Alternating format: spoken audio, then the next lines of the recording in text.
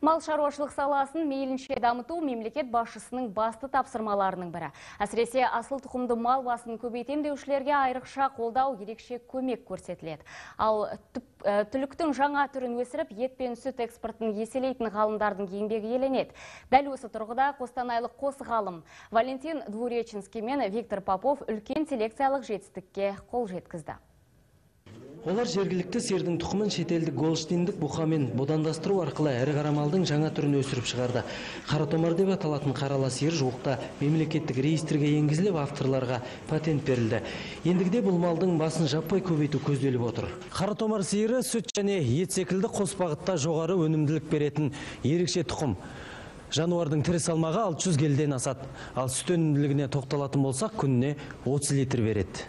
Суыққа тоңбайтын, жем-шөпті талғамайтын төзімді сиыр тұқымын алуды отандық селекция саласының мамандары сонау 1985 жылдары бастаған көрінеді. Ал тобыл топырағында түгел сұрыптаудан өткен қаратомар түлігі 2006 жылдан бері өсіріліп келеді. Сүті майлы еті өнімді түлік тұқымын көбейтумен өңірдегі бірнеше ірі қожалықтар айналысады. Тек қана Заречный тәжірибелік шаруашылығындағы осы тектес мал саны 200-ге жуық. Карл Маркс, Шеминовка, біздің өзіміздің шаруашылығымыз тәжірибе шаруашылық Заречный және Заря Викторовский осындай шаруашылықтарда 20 мыңға жақын бас қазір бар. Использовали наследственную основу местную. Бұл сиыр кез келген климатқа тез бейімделіп кетеді. Күй талғамайды. Өйткені оның негізінде жергілікті қарашұбар тұқымы жатыр. Шетелдік Гольштин сиыры да жағрафиялық жағынан тез бейімделгіш, жем-шөпті көп талғамайтын болып шықты. Осы сәйкестіктер оң нәтиже берді.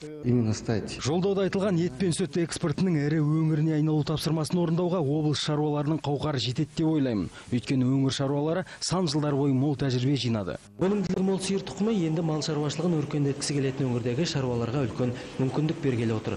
Түліктің жаңа түрін өсіретіндер ет пен сүт экспортын еселеп, ел экономикасына елеулі үлес қосамыз деген үмітте. Заңғар Санай, Ғымқан Сәрсенбаев, Астана телеарнасы, Қостанай облысынан.